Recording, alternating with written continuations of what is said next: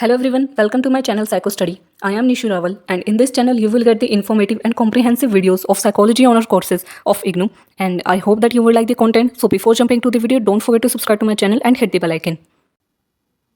Hello everyone, welcome back to my channel. तो इस video में BPCC 105 की यूनिट 5 क्वालिटेटिव रिसर्च मेथड के सेकंड पार्ट को स्टार्ट करेंगे. फर्स्ट पार्ट में हमने क्वालिटेटिव रिसर्च की क्या मीनिंग होती है, क्या हिस्ट्री है क्वालिटेटिव रिसर्च की या फिलोसफी क्वालिटेटिव रिसर्च की, ये हमने पढ़ा. साइकोलॉजी की फील्ड में क्वालिटेटिव रिसर्च कैसे आई, क्या डेवलपमेंट इसमें हुई, ये सब हमने पढ़ा. टाइप्स ऑफ क्वालिटेटिव रिसर्च हमने पढ़े. अब हम पढ़ेंगे कैरेक्टरिस्टिक्स ऑफ क्वालिटेटिव रिसर्च, इसके की एलिमेंट्स और क्या कंपैरिजन होता है क्वालिटेटिव और क्वांटिटेटिव रिसर्च में. ये सब हम पढ़ेंगे आज के इस टॉपिक, आज के वीडियो. तो स्टार्ट करते हैं आज के पार्ट को. तो हमारा टॉपिक है आज का कैरेक्टरिस्टिक्स ऑफ क्वालिटेटिव रिसर्च की जो हमारी क्वालिटेटिव रिसर्च है इसके क्या क्या कैरेक्टरिस्टिक्स हैं. तो फर्स्ट है इसमें data leads to formation of theory. ये तो मतलब सभी फील्ड्स के लिए, सभी जो रिसर्च मेथड्स है सभी के लिए हैं कि जो भी हम डेटा कलेक्ट करते हैं उसको हम क्यों कलेक्ट करते हैं, ताकि हम एक थ्योरी फॉर्म कर सकें, एक न्यू थ्योरी बना सकें, जनरेट कर सकें. तो यहाँ पे क्या होगा कि जो भी हम क्वालिटेटिव रिसर्च का यूज़ कर रहे हैं, data leads to formation of theory, यहाँ पर हम थ्योरी को बिल्ड करेंगे. डेटा कलेक्शन कैसे होगा? Researchers collect data bye interacting with participants and conducting in depth interviews. इसमें हम डेटा कलेक्ट किस तरीके से करेंगे? यहाँ पे हम डेटा कलेक्ट करेंगे पार्टिसिपेंट से इंटरेक्ट करने के बाद, ठीक है, उनका इन डेप्थ इंटरव्यू हम लोग ले सकते हैं, ऑब्जर्वेशन कर सकते हैं. इस तरीके से हम क्या डेटा कलेक्ट कर सकते हैं. नेक्स्ट इसमें rich information. The collected data is rich in information and forms the basis for theory development. हम जो भी इन्फॉर्मेशन लेते हैं वो काफ़ी रिच इन्फॉर्मेशन होती है, हमारे पास फर्स्ट हैंड इन्फॉर्मेशन होती है और काफ़ी डिटेल में हमारे पास इन्फॉर्मेशन होती है. तो काफ़ी हमारे पास काफ़ी सारी इन्फॉर्मेशन आ जाती है जिसके थ्रू हम थ्योरी को डेवलप कर सकते हैं. नेक्स्ट है इसमें टॉपिक, नेक्स्ट है point, flexible design. Research design is not pre determined, findings guide the observation of phenomena and theory formation. अब जब क्वालिटेटिव रिसर्च हम लोग कर रहे होते हैं तो उसमें कोई पहले से हमारे पास प्री डिटरमाइंड कोई फॉर्मूला, कोई मेथड तो नहीं होता है. हम लोग साथ के साथ ऑब्जर्वेशन कर रहे होते हैं. जब क्वेश्चंस हम लोग पूछ रहे होते हैं तो एक ही क्वेश्चन दूसरे को फॉलोअप करेगा. हम पहले से कुछ भी सोच के नहीं रखेंगे. तो काफ़ी फ्लेक्सिबल डिज़ाइन होता है और जो कि हमें हेल्प करता है किसी भी फिनोमेना को अच्छी तरीके से समझने में, ऑब्जर्व करने में, जिसके थ्रू हम थ्योरी डेवलप कर सकते हैं. तो फर्स्ट था इसमें कि जो भी हमारे पास डेटा होता है उसके थ्रू हम थ्योरी बिल्ड करते हैं, एक न्यू थ्योरी फॉर्म करते हैं. सेकेंड है इसमें characteristic context bound research. Context bound research क्या है? Context sensitivity. Research is specific to the context, culture और सोसाइटी बिंग स्टडी. कि यहाँ पे हम जिस भी फिनोमेना को या फिर जिस भी कल्चर को हम स्टडी करना चाह रहे हैं, ठीक है, हम उसी कॉन्टेक्स्ट में रहते हैं, उससे बाहर नहीं जाते हैं. हम उसी कॉन्टेक्स्ट को, कल्चर को, सोसाइटी को हम लोग उसी के रिगार्डिंग जो इन्फॉर्मेशन कलेक्ट करते हैं उसी स्पेसिफिक कॉन्टेक्स्ट को लेकर के, कल्चर को लेकर के और सोसाइटी को लेकर के, जिसको कि हम स्टडी करना चाहते हैं. उसके अलावा हम कहीं भी नहीं भटकेंगे, उसी कॉन्टेक्स्ट में रहेंगे. Daily life study. Researchers study daily events and actions considering all happenings in the specific situations. हम जितने भी इवेंट्स होते हैं, जितना भी बिहेवियर होता है उस कॉन्टेक्स्ट में, हम सबको स्टडी करेंगे. डेली लाइफ के जितने भी इवेंट्स होते हैं हम सभी को स्टडी करेंगे. कि मान लो हम किसी एक न्यू ट्राइब है, उसके बिहेवियर को हम लोग स्टडी करना चाहते हैं तो उनके पूरे डेली रूटीन में जो भी चीज़ें होती हैं हम सबको ऑब्जर्व करेंगे. ये नहीं सोचेंगे कि अरे इसका हमारी थियरी में कोई यूज़ नहीं है, इसको मैं क्यों स्टडी करूँ. ऐसा नहीं होगा. हमें सारे ही एस्पेक्ट्स, सब कुछ स्टडी करना है. वहाँ पर सारे जितने भी डेली इवेंट्स हैं, एक्शंस हैं, सबको हम लोग समझेंगे क्योंकि वो हमारे उस कॉन्टेक्स्ट से रिलेटेड है, हमारी उस सिचुएशन से, जिस भी चीज़ को हम लोग स्टडी करना चाहते हैं उससे रिलेटेड है. तो हमें डेली लाइफ की स्टडी करनी होती है क्वालिटेटिव रिसर्च में. ये इसका कैरेक्टरिस्टिक है. Participant involvement. Researchers exclude personal biases and deeply involve themselves as participants. Context इसमें क्या होता है क्वालिटेटिव रिसर्च में कि जो रिसर्चर होता है वो अपने बाइसेस हटा करके कंप्लीटली पार्टिसिपेट करता है, फुली पार्टिसिपेट करता है पूरी रिसर्च में, उस सारे ही बिहेवियर को ऑब्जर्व करने के लिए, फिनोमेना को ऑब्जर्व करने के लिए, समझने के लिए. तो अपने बाइसेस हटा करके कंप्लीटली इन्वॉल्व होता है, इमर्ज होता है स्टडी में, रिसर्च में. तो ये है, अभी हमने सेकंड कैरेक्टरिस्टिक पढ़ा है. फर्स्ट था हमारा कैरेक्टरिस्टिक कि डेटा जो भी हम कलेक्ट करते हैं उससे हम थ्योरी को फॉर्म करते हैं. सेकंड है कॉन्टेक्स्ट बाउंड रिसर्च होती है. हम एक ही सिचुएशन को, एक ही इवेंट को, हम लोग उसी इवेंट को या सिचुएशन को हम लोग स्टडी करते हैं और कंप्लीटली उस इवेंट में या उस फिनोमेना में, उस कॉन्टेक्स्ट में जितने भी इवेंट्स होते हैं, जितने भी डेली लाइफ की प्रोसेसेस होती हैं, एक्टिविटीज़ होती हैं, बिहेवियर होते हैं, सबको हम लोग स्टडी करते हैं. और जो रिसर्चर होता है वो कंप्लीटली इन्वॉल्व होता है पूरी रिसर्च में. थर्ड पॉइंट है involvement of researchers. Natural settings. Researchers fully immerse themselves in the natural settings of the study. Third point में है कि जो भी रिसर्चर होता है वो कंप्लीटली जो भी नेचुरल सेटिंग है उस रिसर्च की, उसमें खुद को इन्वॉल्व करता है. वो कुछ भी मैनिपुलेट नहीं करेगा, कुछ भी बदलने की कोशिश नहीं करेगा. जैसे भी रिसर्च है, जैसे भी सेटिंग है, नेचुरल सेटिंग है, उसको एज इट इज ऑब्जर्व करेगा, समझने की कोशिश करेगा, उसमें बिल्कुल इन्वॉल्व होगा. अपने बाइसेस को हटा देगा, अपनी मैनिपुलेशन नहीं करेगा, कुछ भी, सिर्फ उसे ऑब्जर्व करेगा नेचुरल सेटिंग को. Active engagement. They engage actively in activities to understand phenomena और प्रोसेसेस यहाँ पर क्या होगा कि जो रिसर्चर होगा वो जितनी भी एक्टिविटीज़ जो उस पर्टिकुलर कम्युनिटी के या सोसाइटी के या फिर वो इंडिविजुअल जिसको हम स्टडी कर रहे हैं, अगर वो कोई भी ऐसी एक्टिविटी करता है, जो भी हमारे पार्टिसिपेंट्स हैं अगर वो ऐसी एक्टिविटी करते हैं, तो जो रिसर्चर है वो भी उसमें पार्टिसिपेट ले सकता है और उसे कंप्लीटली स्टडी कर सकता है, ताकि वो समझ सके कि उस टाइम पे वो पार्टिसिपेंट्स किस तरीके से फील कर रहे हैं या क्यों इस तरीके से काम करते हैं, ये सारी चीज़ों को समझ सकते हैं। तो एक्टिव एंगेजमेंट रहती है। Familiarisation, researchers become familiar with the culture और society before data collection, avoiding personal biases. Researcher क्या करता है कि खुद को जो भी वो स्टडी कर रहा है, जिस भी चीज़ को, जिस भी कल्चर को, सोसाइटी को या किसी पर्सन को, किसी को भी, किसी भी कम्युनिटी को, तो वहाँ पे क्या करेगा, वो पहले से उसके बारे में थोड़ा सा जान के रखेगा डेटा कलेक्शन से पहले, ताकि उसकी पर्सनल बाइस और उसकी जो पर्सनल बाइसेस है उसे भी अवॉइड करेगा, उनके बारे में थोड़ा बहुत जानेगा, ताकि जब वो इंटरप्रिटेशन करे, ठीक है, जब वो कंक्लूजन बनाए तो उसके जो कंक्लूजन हो वो रिलायबल हो, वैलिड हो और रेजोनेट करे उस कम्युनिटी से। तो ये था हमारा थर्ड कैरेक्टरिस्टिक्स, इन्वॉल्वमेंट और इमर्जन ऑफ रिसर्चर। वो नेचुरल सेटिंग जो है उसी में इन्वॉल्व रहेगा, उसी में इमर्ज हो जाएगा, अपने बाइसेस और मैनिपुलेशन उधर नहीं लगाएगा, उस नेचुरल सेटिंग को खराब नहीं करेगा। एक्टिव इंगेजमेंट रहेगी रिसर्चर की सारे टास्क में, सारी एक्टिविटीज़ में, सारी प्रोसेस में, और वो खुद को फैमिलराइज करेगा उस पर्टिकुलर कल्चर और सोसाइटी से रिलेटेड जितने भी इवेंट्स हैं और जितनी भी इंफॉर्मेशन है, सोशल नॉर्म्स हैं, इन सबको स्टडी करेगा, समझेगा, खुद से फैमिलराइज करवाएगा, ताकि जब वो रिसर्चर जो है लास्ट में जाकर के जब भी कंक्लूजन बनाए, फिर साथ साथ जब भी कंक्लूजन बनाए, तो उसे पता हो कि वो क्या कर रहा है, उस कल्चर से रेजोनेट करता हुआ ही उसकी थियरी होनी चाहिए। फोर्थ है इसमें रिसर्चर रिसर्च रिलेशनशिप। अब रिसर्चर का और वो जो भी रिसर्च कर रहा है, उन दोनों के बीच का रिलेशनशिप कैसा होता है? नॉन जजमेंटल अप्रोच, ये सब जगह होनी चाहिए। नॉन जजमेंटल अप्रोच होनी चाहिए कि वो अपने बाइसेस, अपनी पर्सनल जितने भी अजम्पशंस हैं, ठीक है, प्री अजम्पशंस हैं, सबको हटा करके नॉन जजमेंटल होकर के पूरी रिसर्च को करे। नॉन जजमेंटल रिलेशनशिप होना चाहिए। बाइस फ्री इन्फॉर्मेशन उसके पास होनी चाहिए कि जो भी the relationship with participants should lead to unbiased relevant information, कि वो पार्टिसिपेंट से जब भी इन्फॉर्मेशन कलेक्ट करे तो उसमें भी अपनी बाइसेस उसकी नहीं आनी चाहिए कि इस पर्सन ने मुझसे अच्छे से बात नहीं करी, तो इस पर्सन से मुझे जितनी भी इन्फॉर्मेशन मिली है मैं उसको ढंग से मैं उसको लिखूंगा ही नहीं अपनी रिसर्च में, ठीक है, मेरे लिए वो रेलिवेंट ही नहीं है। आपको अनबायस फ्री होकर के सारी रिसर्च करनी पड़ेगी, पार्टिसिपेंट से सारी इन्फॉर्मेशन उसी तरीके से कलेक्ट करनी पड़ेगी, बायस फ्री होकर के। Complete indulgence, researchers need to fully indulge in the research settings for natural and honest responses. जो भी रिसर्चर है उसे कंप्लीटली जो नेचुरल सेटिंग है उसमें पार्टिसिपेट लेना पड़ेगा, पार्टिसिपेशन करनी पड़ेगी, ताकि वो पूरी जो नेचुरल सेटिंग है उसे बिना मैनिपुलेट करे सारे इन्फॉर्मेशन को कलेक्ट कर सके और उसके ऑनेस्ट और नेचुरल रिस्पॉन्सेज वो देख सके। तो इस तरीके का रिलेशनशिप होना चाहिए रिसर्चर का और रिसर्च का। फिफ्थ है इसमें thick description, detail description. Researchers provide a thorough description of events, processes and phenomena.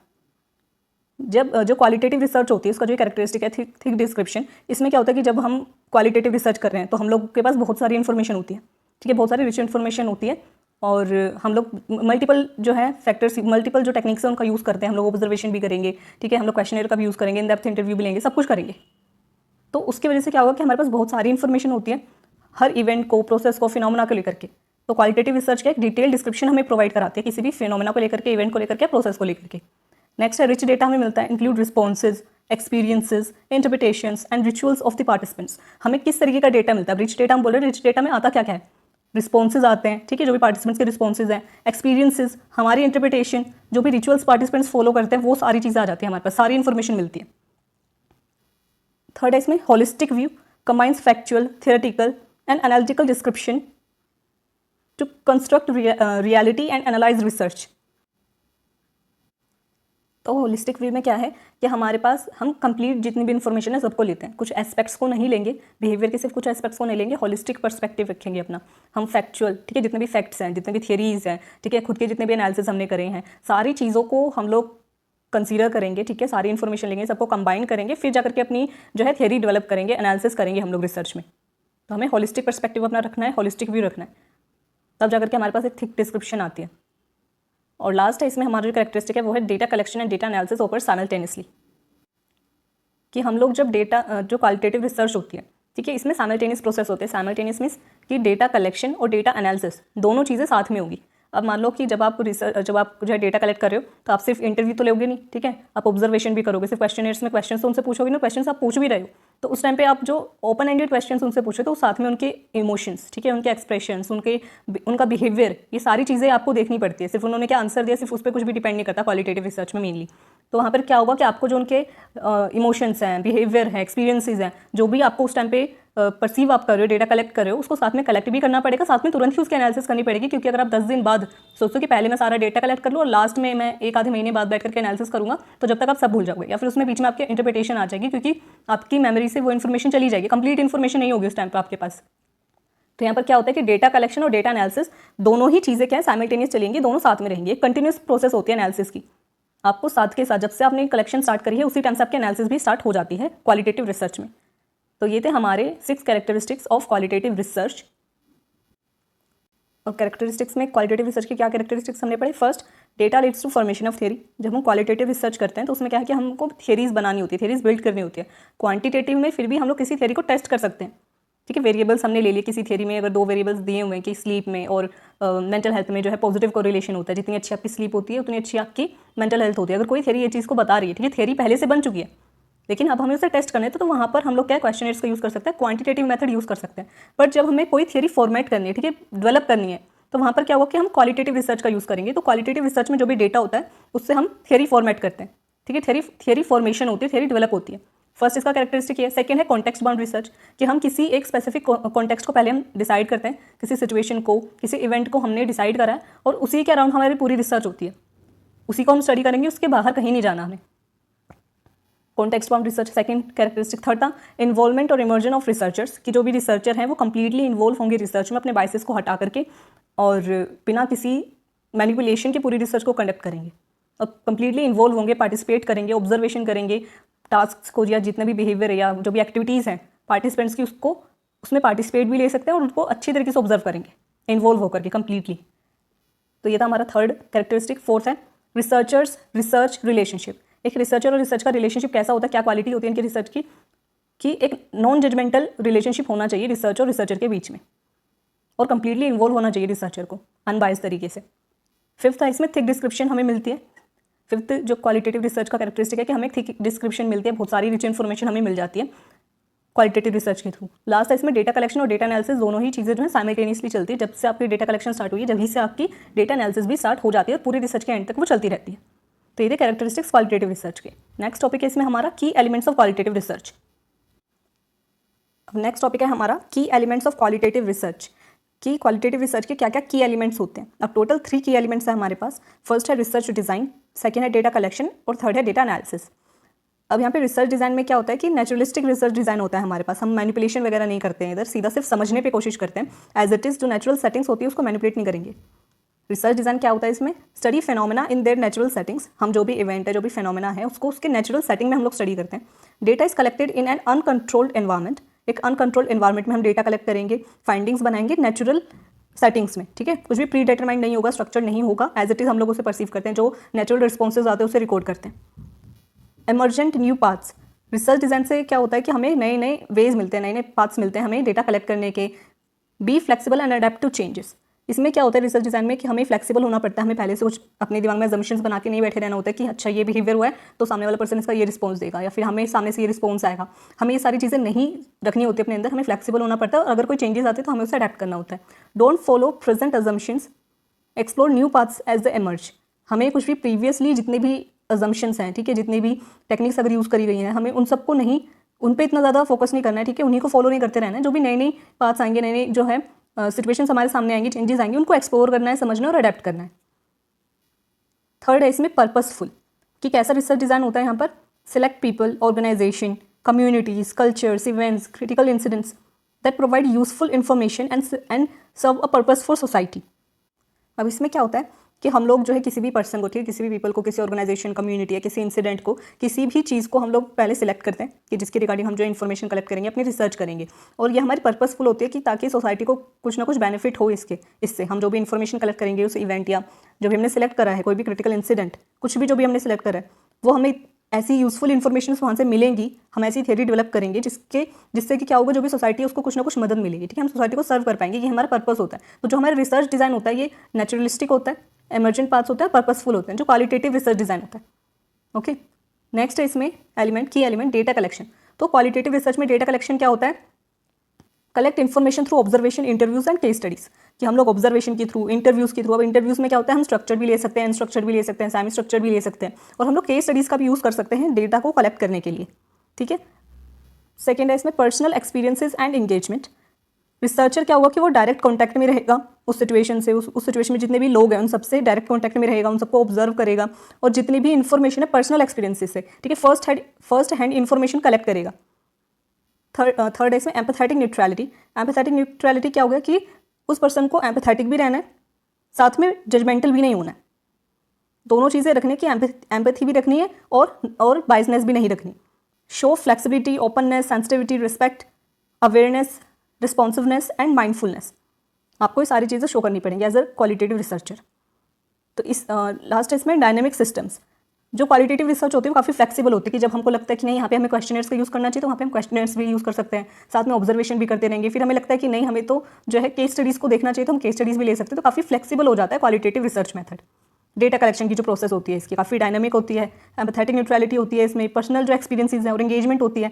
Data collection के लिए हम जो है इंटरव्यूज़ जो है, ठीक है, ऑब्जर्वेशन, केस स्टडीज़, सारी चीज़ें यूज़ कर सकते हैं। तो फर्स्ट की एलिमेंट था हमारा रिसर्च डिज़ाइन, सेकेंड की एलिमेंट था हमारा डेटा कलेक्शन और थर्ड की एलिमेंट है हमारा क्वालिटेटिव रिसर्च का एनालिसिस यानी कि डेटा एनालिसिस। डेटा एनालिसिस में क्या होगी, फर्स्ट यूनिकनेस, कि हर सिचुएशन, ठीक है, हर सिचुएशन में जो पार्टिसिपेंट्स है, कम्युनिटी है, सब लोग अलग अलग होते हैं, ठीक है। तो एनालिसिस की प्रोसेस भी अलग अलग ही होगी, यूनिक होगी हर किसी के लिए, हर सिचुएशन में अलग तरीका आपको यूज़ करना पड़ेगा। आप एक ही स्टेप्स, एक ही जो प्रोसेस है वो यूज़ नहीं कर सकते, वो काम भी नहीं आएंगे आपके। तो यूनिकनेस में क्या है यहाँ पे, treat each case as unique and analyse data to include all true and correct details. अगर आपको सही करेक्ट डिटेल्स चाहिए तो वहाँ पर आपको क्या करना पड़ेगा, हर केस को, हर इवेंट, हर सिचुएशन को आपको अलग तरीके से एक यूनिक वे में परसीव करना पड़ेगा, समझना पड़ेगा। आप एक ही तरीका यूज़ नहीं कर सकते डेटा एनालिसिस के लिए। सेकेंड है इंडक्टिव एनालिसिस। इंडक्टिव एनालिसिस में क्या होगा, use inductive reasoning to find important patterns. आपको इंडक्टिव रीजनिंग का यूज़ करना पड़ेगा जितने भी पैटर्न्स हैं उनको ढूंढने के लिए, थीम्स के लिए, जो भी रिलेशनशिप्स हैं एक से एक बिहेवियर में, दूसरे बिहेवियर में, या एक इवेंट में या दूसरे इवेंट में, उसको आपको समझना पड़ेगा, आपको एक्सप्लोर करना है, फाइंडिंग्स ढूंढनी है, ठीक है। आपको स्ट्रिक्ट रूल्स आप लोग फॉलो नहीं कर सकते यहाँ पर बेसिकली, कि आपको जो स्टैंडर्डाइज मेथड्स दिए हुए हैं वैसे कोई स्टैंडर्डाइज्ड मेथड नहीं है क्वालिटेटिव रिसर्च के लिए कि आपको क्या स्टेप्स फॉलो करने हैं। फिलहाल मतलब पहले के टाइम पे तो बिल्कुल भी नहीं थे। तो यहाँ पर क्या होगा कि आपको फ्लेक्सिबल रहना है, जितने भी चेंजेस होंगे उनको अडेप्ट करना है, समझना है बेसिकली, और इंपॉर्टेंट पैटर्न्स आपको ढूंढने हैं, इंडक्टिव रीजनिंग का यूज़ करना है। ये है डेटा एनालिसिस। इस तरीके से आप एनालिसिस कर सकते हैं, कोई भी स्ट्रिक्ट रूल आप फॉलो नहीं करेंगे यहाँ पर।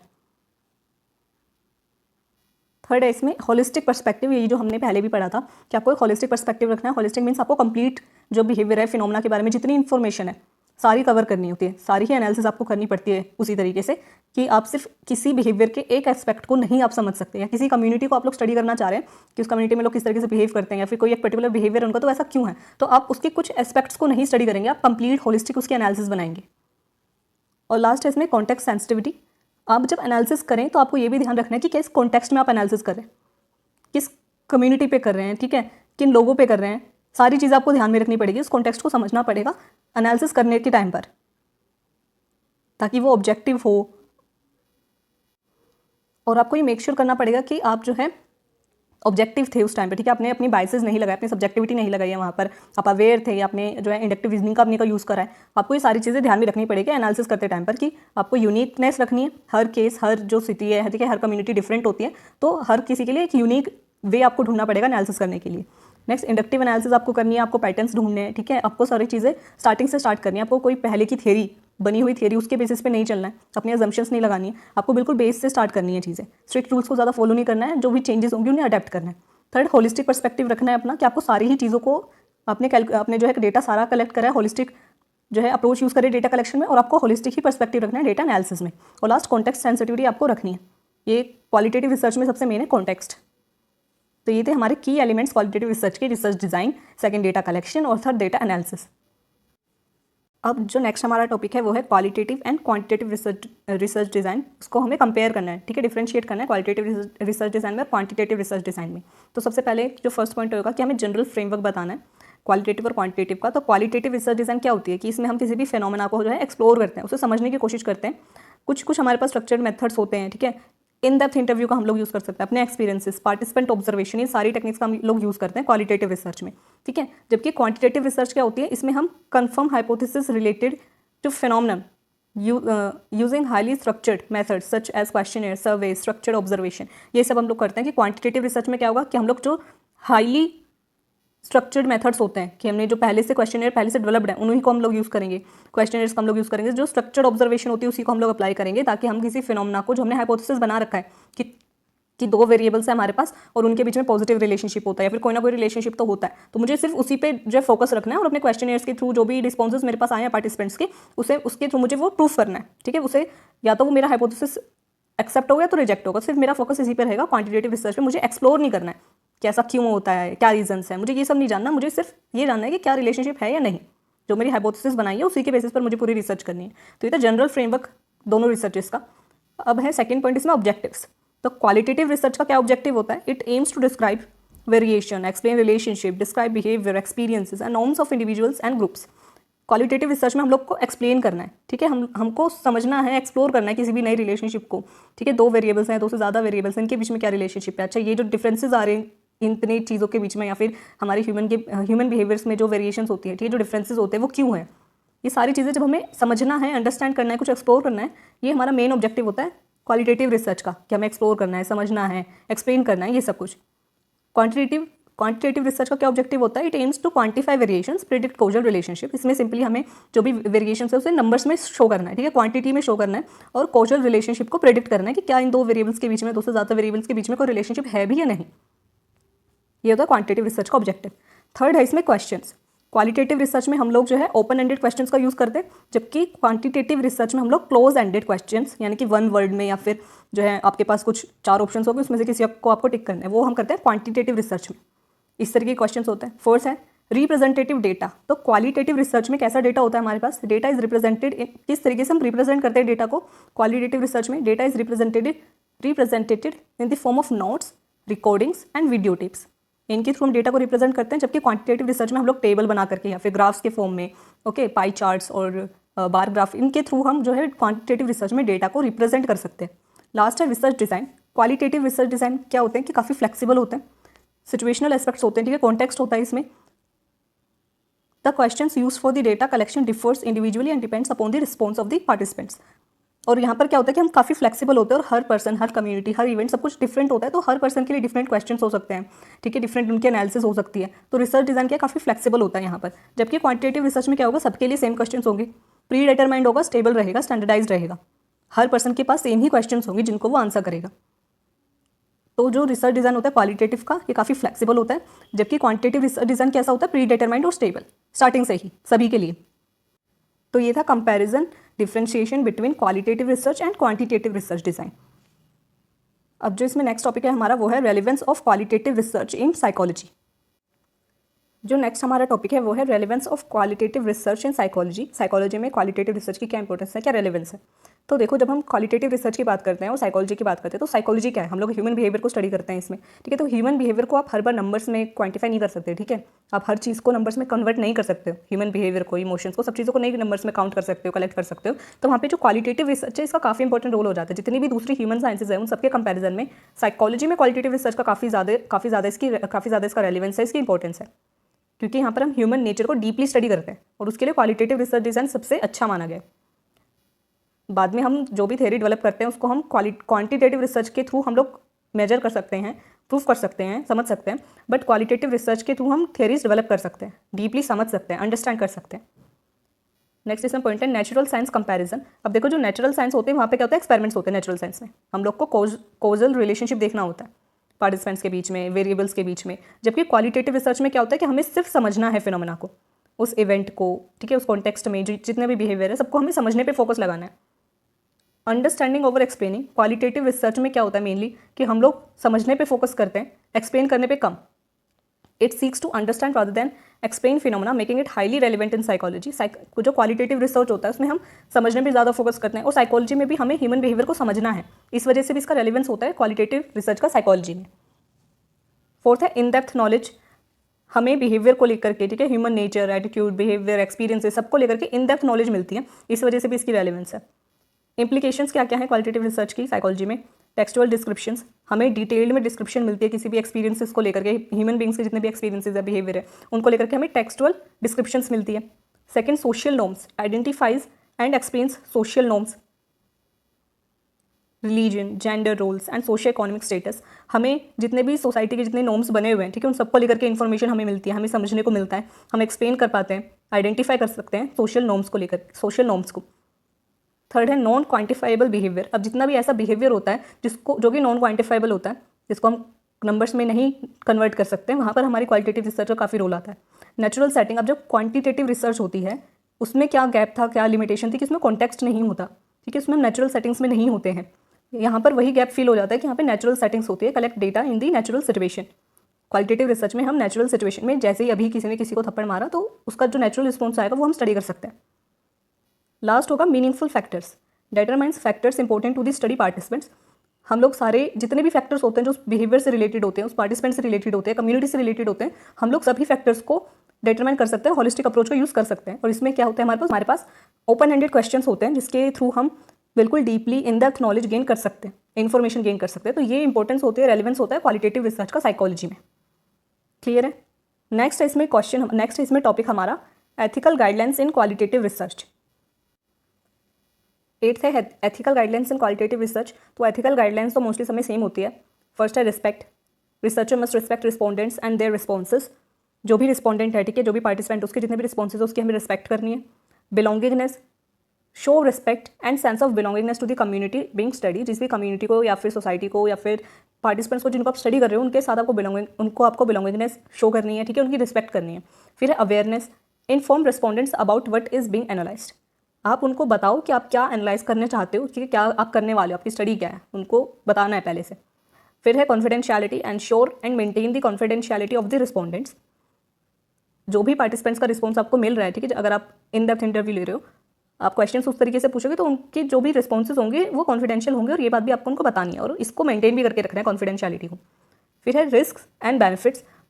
अगर कोई भी रिस्क होता है, ठीक है, कोई भी बेनिफिट है, इन सबको आपको समझना है कि क्या रिस्क हो सकता है मेरी रिसर्च में, क्या इसके बेनिफिट्स मुझे हो सकते हैं, और साइकोलॉजिकल और सोशल एस्पेक्ट्स सबको कंसीडर करके रखना है। फिर है ethical dilemmas, be prepare for ethical dilemmas that may arise such as sensitive issues and conflicts of interest. आपको जितने भी एथिकल डिलेमास हैं सबके लिए प्रिपेयर होना पड़ेगा पहले से, ठीक है। कोई भी एथिक्स जो है वो वॉइड नहीं होने चाहिए, कोशिश ये करनी है। और बहुत बार ऐसा होता है कि जब आपको डिसेप्शन रखना होता है, आप रिसर्च कर रहे हो, ठीक है, आपको डिसेप्शन रखना है, तो वो भी आपको बाद में फेस करना पड़ सकता है, तो वो भी आपको ध्यान में रखना है, उसके लिए प्रिपेयर रहना है पहले से। फिर है कॉन्फिडेंशियलिटी एंड कंसेंट, वो तो हमने कॉन्फिडेंशियलिटी पहले से पढ़ाई, मेंटेन करनी कॉन्फिडेंशियलिटी, और इन्फॉर्म्ड कंसेंट लेना है, पार्टिसिपेंट्स को बताना है कि आप उन पर रिसर्च करने वाले हो, वो आपको परमिशन देते हैं आपसे क्वेश्चनियर फिल करने की या फिर नहीं, तो ये सारी चीज़ें आपको ध्यान में रखनी है, उनकी प्राइवेसी का ध्यान रखना है, ठीक है। Be mindful of the recurrence of all wants and sharing of secrets. हो सकता है कि जब आप रिसर्च किसी ऐसे टॉपिक पे कर रहे हो जो कि जैसे चाइल्डहुड ट्रॉमा, ठीक है, अगर आप इसके ऊपर कोई रिसर्च कर रहे हो तो जितने भी लोगों को चाइल्डहुड ट्रॉमा था तो वो फिर से आपको उस बारे में बता रहे हैं, ठीक है, तो वो भी आपको ध्यान में रखना है कि वो आपको भारी भी पड़ सकता है, जो क्लाइंट है या फिर जो भी पार्टिसिपेंट है आपका, उसको भी काफ़ी प्रॉब्लम इसकी वजह से फेस करनी पड़ सकती है। तो ये सारी चीज़ें आपको ध्यान में रखनी है, सारे एथिक्स आपको, सारी एथिकल गाइडलाइंस हैं ये क्वालिटेटिव रिसर्च को लेकर के, आपको रिस्पेक्ट रखनी है, बिलोंगिंगनेस रखनी है, अवेयर रहना है आपको सारी चीज़ सिचुएशन से, और जो भी पर्सन है उसको इन्फॉर्म करके रखना है कि आप उनके ऊपर रिसर्च करने वाले हो, ठीक है, या फिर क्या रिसर्च करने वाले हो। और कॉन्फिडेंशियलिटी भी आपको मेंटेन करके रखनी है कि वो जो भी आपको रिस्पॉन्सेज दे वो आप जनहित में जारी ना करो, अपने तक रखो। और रिस्क और बेनिफिट रेशियो जो है इसको भी मेंटेन करके रखना है, कॉन्फिडेंशियलिटी और कंसेंट, इन्फॉर्म्ड कंसेंट कि रिसर्च कितने टाइम तक चलेगी, कब तक होगी, कितना क्या क्या चीज़ें इसमें हो सकती हैं, आप एनालिसिस भी करोगे, और जितने भी ओल्ड वुंड्स हैं अगर वो भी बाहर आ सकते हैं तो वो भी आपको ध्यान में रखने हैं। एथिकल डिलेमास को भी फेस करना पड़ सकता है, तो वो भी आपको कंसीडर करना है, प्रिपेयर रहना है उसके लिए। तो ये थी एथिकल गाइडलाइंस क्वालिटेटिव रिसर्च के लिए। तो हमने अब तक क्या है, कैरेक्टरिस्टिक्स, की एलिमेंट्स क्वालिटेटिव रिसर्च के हमने कवर कर लिए हैं। हमने क्वालिटेटिव और क्वांटिटेटिव रिसर्च में क्या डिफरेंस होता है वो हमने देख लिया है, ठीक है। फिर हमने क्या रेलेवेंस होती है क्वालिटेटिव रिसर्च की साइकोलॉजी में, वो हमने पढ़ लिया। और एथिकल गाइडलाइंस क्या क्या दी गई हैं क्वालिटेटिव रिसर्च में, वो हमने अपना को टॉपिक कवर कर लिया है। और अब हमारी इस यूनिट का लास्ट टॉपिक है mix approach research method. Mix approach क्या होती है, इसके हमें कैरेक्टरिस्टिक्स, यूजेस और लिमिटेशंस, ये 3 टॉपिक कवर करने और हमारी यूनिट कवर हो जाएगी। तो क्या कैरेक्टरिस्टिक होते हैं मिक्स अप्रोच रिसर्च मेथड के? देखो मिक्स वर्ड आ रहा है, इट मीन्स कि आप कुछ ना कुछ इंटीग्रेट करोगे। इसमें क्या होता है बेसिकली, इसके क्या कैरेक्टरिस्टिक्स हैं, combines both closed ended and open ended questions to collect data. इसमें क्या होता है, मिक्स अप्रोच में हम क्वांटिटेटिव मेथड और क्वालिटेटिव मेथड दोनों को एक साथ यूज़ करते हैं, इंटीग्रेट कर देते हैं। तो हम क्लोज एंडेड क्वेश्चंस और ओपन एंडेड क्वेश्चंस दोनों का यूज़ करेंगे डेटा कलेक्ट करने में। रिगरस प्रोसीजर होता है, ठीक है, involves thorough data collection and analysis using both qualitative and quantitative research method. इसलिए काफ़ी डिफिकल्ट भी हो जाता है क्योंकि आपके पास बहुत ज़्यादा इन्फॉर्मेशन होती है, आपको दोनों तरीके से इन्फॉर्मेशन कलेक्ट करनी पड़ती है, क्वांटिटेटिव और क्वालिटेटिव मेथड से। तो काफ़ी रिगरस प्रोसीजर है। इसमें मल्टीपल पर्सपेक्टिव्स होते हैं कि मान लो आपको कोई ऑर्गेनाइजेशन है जिसको आप स्टडी करना चाहते हो, जिसकी ऑर्गेनाइजेशन बिहेवियर को आप स्टडी करना चाहते हो, तो आप सिर्फ जो वहाँ के कलीग्स हैं, ठीक है, जो क्लर्क्स हैं, सिर्फ आप उनके ही पर्सपेक्टिव नहीं लोगे वहाँ के किसी बिहेवियर को लेकर के, बल्कि उसी पर्टिकुलर बिहेवियर को आप उनके बॉस से भी उनके बॉस का भी पर्सपेक्टिव आप लोगे, ठीक है, वहाँ के जो मैनेजर्स हैं, सीईओ है, ठीक है, एचआर है, सबका पर्सपेक्टिव लोगे, एम्प्लॉइज़ का पर्सपेक्टिव ले सकते हो, क्लाइंट्स का पर्सपेक्टिव ले सकते हो ऑर्गेनाइजेशंस को लेकर के। तो आप जो है मल्टीपल पर्सपेक्टिव्स लोगे और उसके बेसिस पर आप क्वालिटेटिव रिसर्च अपनी करोगे। उसमें आप जो है क्वांटिटेटिव मेथड भी यूज़ कर सकते हो कि आप डेटा कलेक्शन के क्वेश्चनर्स भी यूज़ कर सकते हो वहाँ पर। तो आप मल्टीपल पर्सपेक्टिव्स होता है हमारा मिक्स्ड अप्रोच में। फिर है इन्फॉर्मेशन रिच डेटा। जब आप दोनों चीज़ें यूज़ कर रहे हो, ठीक है, तो आपके पास काफ़ी कॉम्प्रिहेंसिव और डिटेल्ड इन्फॉर्मेशन आ जाती है, ठीक है। तो ये थे कैरेक्टरिस्टिक्स आपके मिक्स अप्रोच मेथड के, मिक्स अप्रोच रिसर्च मेथड के। अब है इसके uses. Mix approach research method के यूजेस हैं। First, validate findings. हम मिक्स अप्रोच का यूज़ क्यों कर सकते हैं, कैसे कर सकते हैं कि इसके थ्रू हम क्या है, जो भी फाइंडिंग्स हैं उनको वैलिडेट कर सकते हैं, ठीक है, वैलिडेशन हम कर सकते हैं।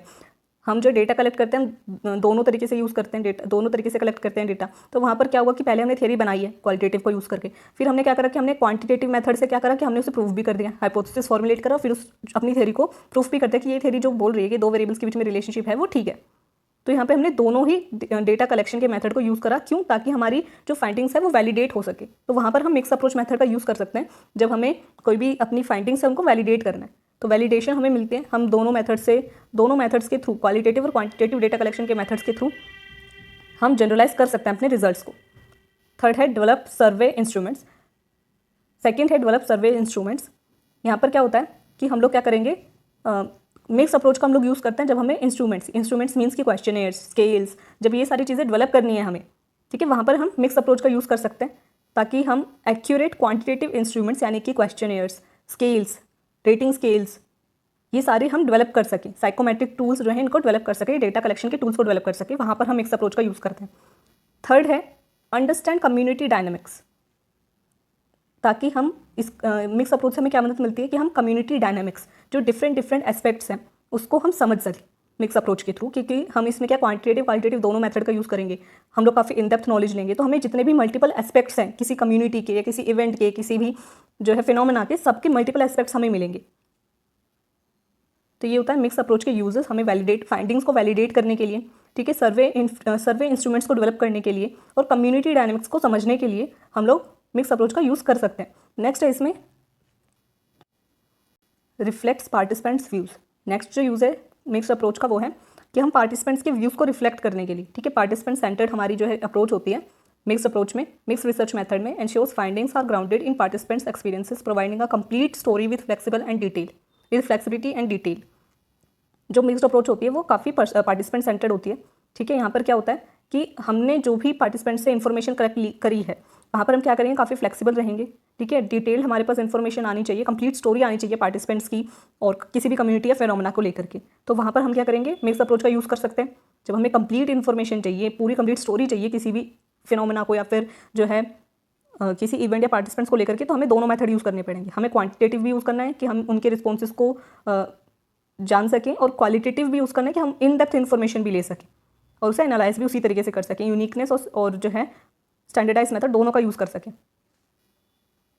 नेक्स्ट है इसमें कलेक्ट रिच डेटा। ऑब्वियसली कि जब हम दोनों मेथड्स का यूज़ करें तो हमारे पास क्या है, अगर मुझे कोई भी ऐसा न्यू फिनोमेना है जिसके रिगार्डिंग मुझे पूरी इन डेप्थ नॉलेज चाहिए, ठीक है, पूरा मुझे कुछ नहीं पता उसके बारे में, तो वहाँ पर भी मैं मिक्स अप्रोच का यूज़ करूँगा और ये काफ़ी ज़्यादा फेमस भी है मिक्स अप्रोच, काफ़ी ज़्यादा वाइडली यूज्ड है काफ़ी। तो इसमें क्या होता है कि मुझे काफ़ी डिटेल में इन्फॉर्मेशन मिलेगी और मैं वो काफ़ी वैलिडेट भी होगी कि जब मैं क्वांटिटेटिव मेथड भी यूज़ कर लूँगी उसमें नंबर्स भी आ जाएंगे मेरे पास। तो यहाँ पर क्या होगा कि मेरा जो डेटा होगा वो काफ़ी कॉम्प्रिहेंसिव अगर मुझे चाहिए, वहाँ पर भी मैं मिक्स अप्रोच का यूज़ कर सकती हूँ। तो ये थे uses mix approach research design के। अब ये हमने इसके यूजेस पढ़ लिए, ठीक है, मिक्स अप्रोच होता क्या वो हमने पढ़ लिया। लास्ट है इसमें लिमिटेशंस ऑफ मिक्स अप्रोच। क्या क्या लिमिटेशंस है मिक्स अप्रोच की। फर्स्ट है कॉम्प्लेक्स इवैल्यूएशन, क्योंकि जो मिक्स अप्रोचेस में हमारे पास बहुत सारा डेटा हो जाता है तो काफ़ी मुश्किल हो जाता है, काफ़ी कॉम्प्लेक्स हो जाता है इसकी इवैल्यूएशन करना, इसको एनालिसिस करना, हमें काफ़ी ज़्यादा प्लान करके पूरी इवैल्यूएशन करनी पड़ती है।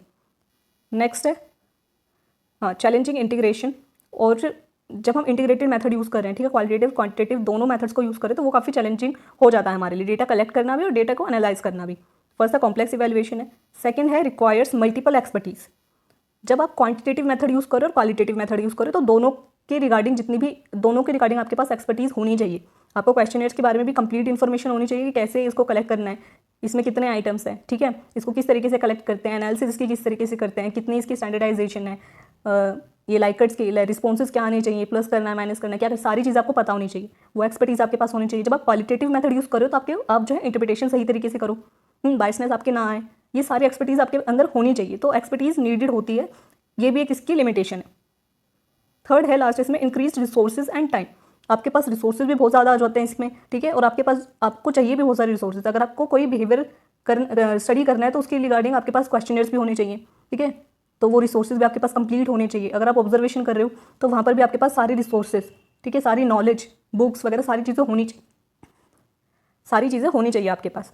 तो एक सिंगल मेथड के मुकाबले यहाँ पर क्या आपको टाइम भी बहुत ज़्यादा लगता है और आपके पास रिसोर्सेज भी बहुत सारे होने चाहिए और टाइम भी बहुत ज़्यादा होना चाहिए। तो ये कुछ लिमिटेशंस थी मिक्स अप्रोच की कि कॉम्प्लेक्स इवैल्यूएशन होती है, ठीक है, मुश्किल होती है और बहुत ज़्यादा एक्सपर्टीज़ आपको चाहिए, और last increase resources and time, बहुत ज़्यादा टाइम चाहिए और रिसोर्सेज भी बहुत सारे चाहिए। तो ये थी limitation, uses and characteristics of mix approach. तो हमने आज अपनी पूरी यूनिट जो है वो कवर कर लिया सेकंड पार्ट में, और इसी के साथ ये वीडियो इधर एंड होती है। आई होप कि वीडियो आपको अच्छे से समझ में आई हो, सारी आपकी क्वेरीज जो है क्लियर हुई हो। अगर फिर भी कोई क्वेरी आपकी रह जाती है तो आप कमेंट सेक्शन में लिख करके बता सकते हैं, या फिर टेलीग्राम पर भी मुझसे पूछ सकते हैं। और वीडियो अच्छी लगी तो प्लीज़ वीडियो को लाइक कर देना, चैनल को सब्सक्राइब कर देना, ज़्यादा से ज़्यादा अपने फ्रेंड के साथ शेयर करना ताकि उनकी भी हेल्प हो सके। और मिलते हैं नेक्स्ट वीडियो में।